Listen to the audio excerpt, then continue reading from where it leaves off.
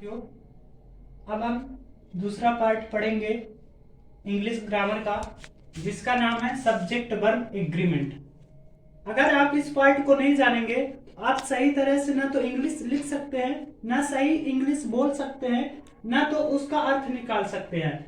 और इंग्लिश की सही जानकारी रखने के लिए सब्जेक्ट वर्ब एग्रीमेंट का जानना बहुत जरूरी होता है। जिस तरह से मनुष्य का पैर ना हो तो शरीर का महत्वहीन होती है, उसी तरह से अगर हमें सब्जेक्ट वर्ब एग्रीमेंट पता नहीं है तो इंग्लिश हम करेक्ट यूज और लिख नहीं सकते। तो किसी भी सेंटेंस में सब्जेक्ट के नंबर तथा पर्सन के अनुसार वर्ब का प्रयोग सब्जेक्ट वर्ब एग्रीमेंट कहलाता है। अब पहली बात यह है कि सब्जेक्ट को हिंदी में बोला जाता है कर्ता। क्या बोला जाता है? कर्ता बोला जाता है। अब ये हमारे सारे दिए हुए सब्जेक्ट है। ही मिस होता है वह, सी मिस भी वह, इट मिस यह, नेम मिस किसी का नाम, यू मिस आप होगा, आई मिस मैं, वी मिस हम और दे मिस वे होगा। ये क्या है? हमारे सभी सब्जेक्ट है, मतलब कर्ता है। फिर दूसरा क्या दिया हुआ है? सब्जेक्ट के बाद नंबर मिस होता है वचन। तो इंग्लिश में दो वचन होते हैं, एक होता है एक वचन, दूसरा बहुवचन, मतलब सिंगुलर नंबर और प्लूरल नंबर। तो सिंगुलर नंबर में कौन कौन से आते हैं? हमारे ही, सी, इट, नेम, ये हमारे किस में आते हैं? ये सभी हमारे सिंगुलर नंबर में आते हैं, मतलब एक वचन में आते हैं। अब इतना जो दिए हुए हैं ये किस में आएंगे? प्लूरल नंबर में, मतलब ये बहुवचन में आते हैं। अब यहाँ पर आई जो है एक्सेप्शन भी है, कहीं पर एक वचन के रूप में यूज किया जाता है।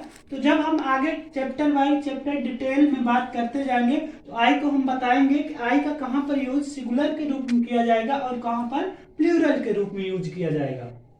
तो नंबर क्लियर हो गया। कितने नंबर होते हैं? दो नंबर। There are two kinds of number in English grammar. First is singular number, second is plural number. मतलब अंग्रेजी में दो तरह के वचन होते हैं, एक वचन और बहुवचन। फिर इसके बाद आता है पर्सन। तो पर्सन इंग्लिश में तीन होते हैं। पहला फर्स्ट पर्सन, आई और वी को हम फर्स्ट पर्सन बोलते हैं, यू को सेकंड पर्सन बोलते हैं, और दे हमारा क्या होता है? दे हमारा जो होता है थर्ड पर्सन होता है। मतलब अगर हम क्या कर रहे हैं, खुद बोल रहे हैं तो खुद बोलने वाला फर्स्ट पर्सन, जिसके साथ बात कर रहे हैं वो सेकंड पर्सन, और जिसके बारे में हम बात करेंगे तो हमारा थर्ड पर्सन होगा। फिर इसके बाद आता है हमारा वर्ब। ये भी बहुत इंपॉर्टेंट है। तो वर्ब को हिंदी में क्या बोलते हैं? क्रिया बोलते हैं। और क्रिया के बिना कोई काम ही नहीं हो सकता, आपको पता है।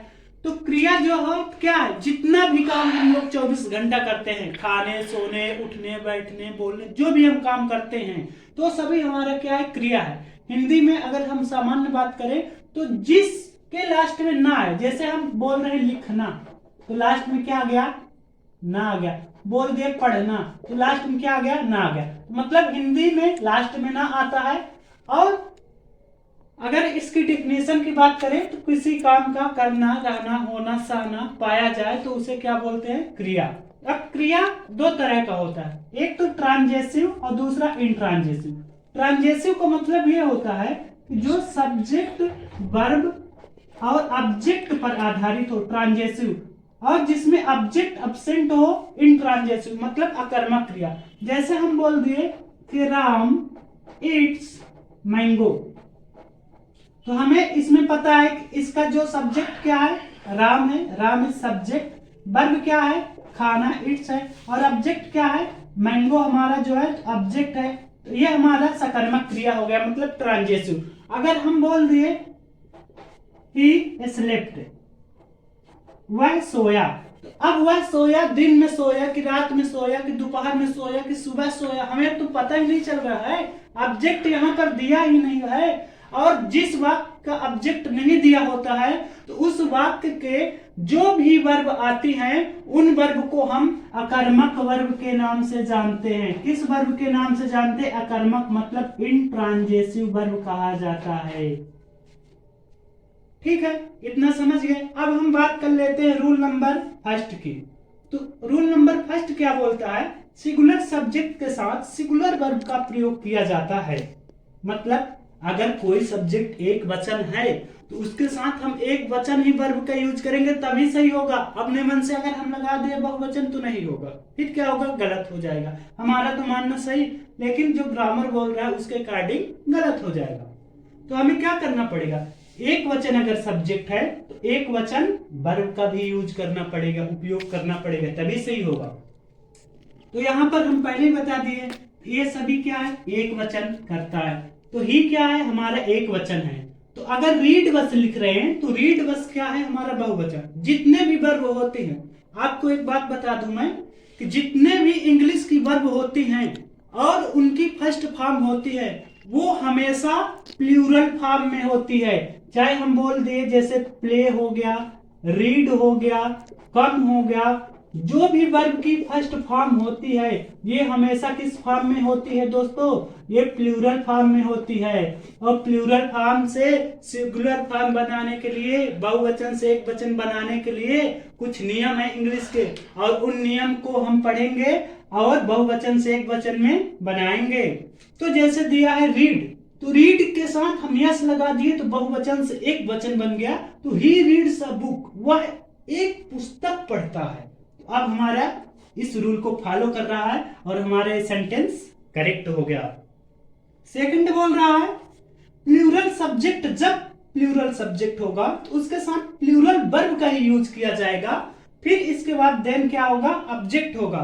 कहने का मतलब ये है कि जब अगर हमारे पास कर्ता के रूप में, मतलब सब्जेक्ट के रूप में ये हमारा बहुवचन होगा तो हमको जो यहाँ पर यूज करेंगे वर्ब ना, तो किस तरह का होना चाहिए, ये वर्ब का फॉर्म होना चाहिए। वर्ब का मतलब फर्स्ट फॉर्म होना चाहिए। इसके साथ छेड़खानी करेंगे तो सेंटेंस गलत हो जाएगा। तो ये प्लूरल है तो ये हमारा भी क्या होना चाहिए, प्लूरल ही वर्ब होना चाहिए।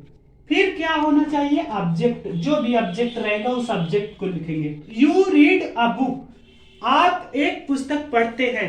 यहां तक समझ में आ गया कि मतलब प्लूरल अगर सब्जेक्ट है तो प्लूरल सब्जेक्ट के साथ हमें प्लूरल वर्ब का ही उपयोग करना है, और सिंगुलर सब्जेक्ट है तो सिंगुलर सब्जेक्ट के साथ ही यूज करना है। अगर हम सिंगुलर को प्लूरल और प्लूरल को सिंगुलर अगर उल्टा कर देंगे तो हमारा सेंटेंस कंप्लीटली गलत हो जाएगा। इसका स्क्रीनशॉट आप लोग लीजिए, फिर इसके आगे चल रहे हैं।